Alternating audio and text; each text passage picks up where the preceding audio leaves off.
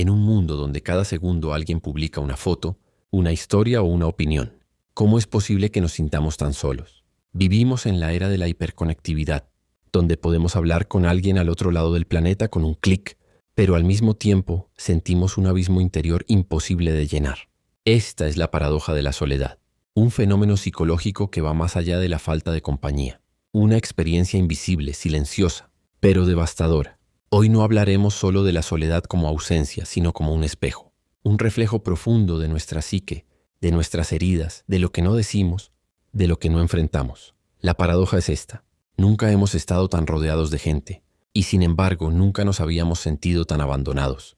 Pero ¿por qué ocurre esto? ¿Por qué sentimos soledad incluso cuando estamos con otros? ¿Qué mecanismos psicológicos se esconden detrás de esta contradicción? La soledad ha acompañado al ser humano desde el inicio de su existencia. No es un fenómeno nuevo. Ha cambiado de rostro, de forma, de intensidad, pero siempre ha estado ahí. En las cuevas del hombre primitivo, en los claustros de los monasterios, en las habitaciones de los poetas, en los hospitales, en las calles de las ciudades. Hoy, sin embargo, la soledad ha mutado. Ha dejado de ser un espacio físico para convertirse en una experiencia emocional, invisible, muchas veces incomprendida.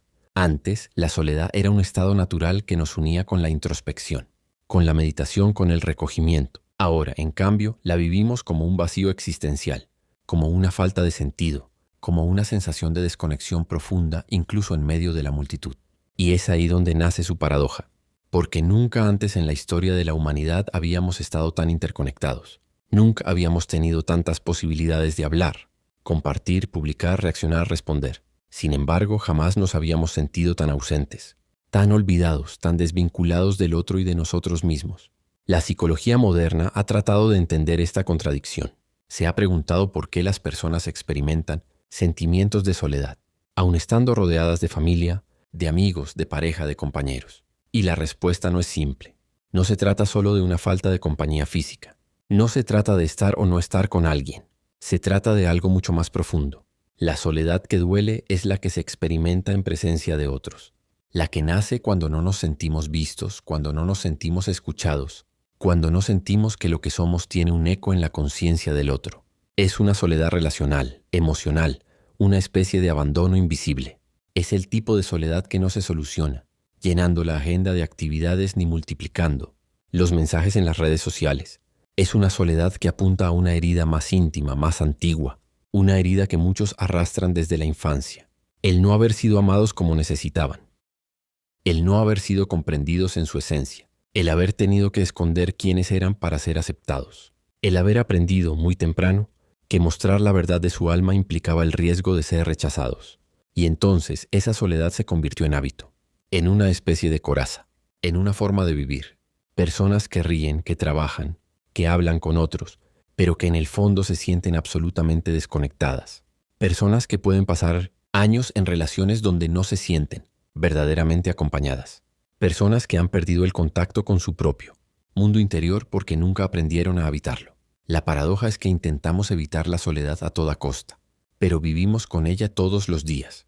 Dormimos con ella, comemos con ella, caminamos con ella por la calle y la escondemos, porque nos da miedo admitir que, a pesar de todo lo que tenemos, nos sentimos solos, porque en una cultura que idolatra la felicidad y la plenitud, decir que uno se siente solo es casi un pecado.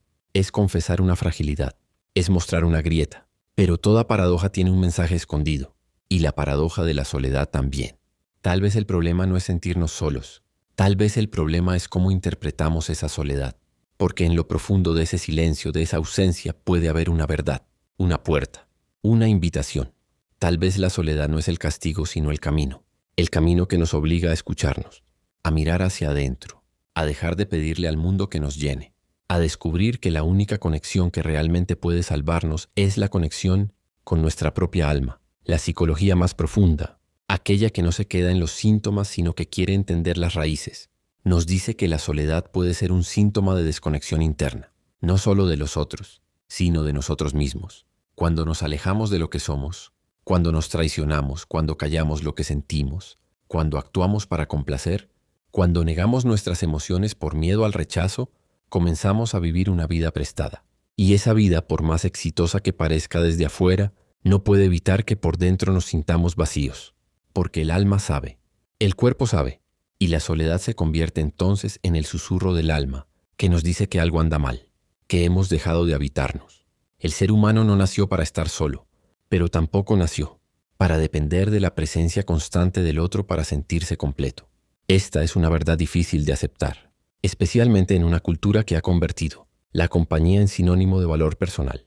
Desde pequeños nos enseñan que quien está solo es porque algo le falta, porque algo hizo mal, porque no es digno de ser amado. Nos enseñan que el éxito se mide por la cantidad de amigos, de seguidores, de relaciones, de contactos. Pero nadie nos enseña a estar con nosotros mismos. Nadie nos prepara para enfrentar el silencio. Nadie nos dice que estar solo no siempre es estar vacío, que a veces la mayor conexión ocurre cuando dejamos de distraernos con los otros y comenzamos a escucharnos. Porque la soledad, si se vive con conciencia, puede ser una medicina, una oportunidad, un umbral hacia una vida más auténtica. Y es aquí donde la paradoja adquiere una nueva dimensión. Muchas personas huyen de la soledad porque les recuerda lo que no han querido enfrentar, sus vacíos, sus heridas, sus miedos. Huyen hacia relaciones superficiales, hacia rutinas agotadoras, hacia pantallas brillantes que los mantienen ocupados, distraídos, anestesiados.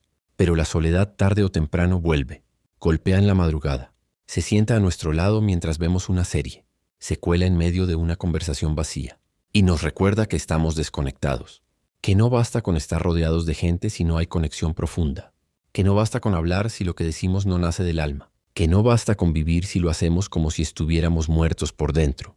El dolor de la soledad no es el dolor de la ausencia, sino el dolor del exilio interior, de no saber quiénes somos realmente, de haber olvidado lo que necesitamos, de haber traicionado nuestros valores por miedo al rechazo, de haber callado lo que sentíamos para no incomodar.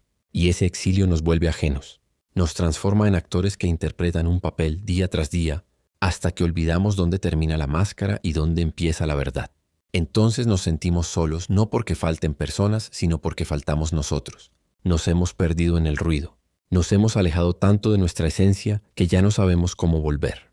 La psicología profunda nos invita a no huir de esta experiencia, a no temerle, a comprender que la soledad puede ser una maestra exigente pero necesaria, que en lugar de ser evitada, debe ser escuchada. Porque lo que realmente necesitamos no es llenar el vacío con presencia ajena, sino entender por qué ese vacío existe. Y eso solo puede lograrse cuando nos atrevemos a quedarnos con nosotros mismos, a mirar de frente nuestra historia, nuestras heridas, nuestras necesidades reales. Porque la soledad, cuando se vive con verdad, se transforma. Ya no es abandono, sino reencuentro. Ya no es castigo, sino refugio. Ya no es desesperación, sino camino. Pero este proceso no es fácil. Requiere valentía, requiere paciencia, requiere atravesar momentos de silencio incómodo, de recuerdos que duelen, de emociones que creíamos enterradas. Requiere dejar de mentirnos, dejar de actuar, dejar de buscar afuera lo que solo podemos construir dentro. Y poco a poco, cuando nos atrevemos a estar en esa soledad sin huir, algo cambia. Comenzamos a sentir una paz diferente, no la paz artificial del entretenimiento o del aplauso social, sino una paz que nace del alma, de saber que aunque estemos solos, no estamos perdidos, de saber que aunque nadie nos escuche, nuestra voz importa, de saber que aunque nadie nos abrace, somos dignos de amor.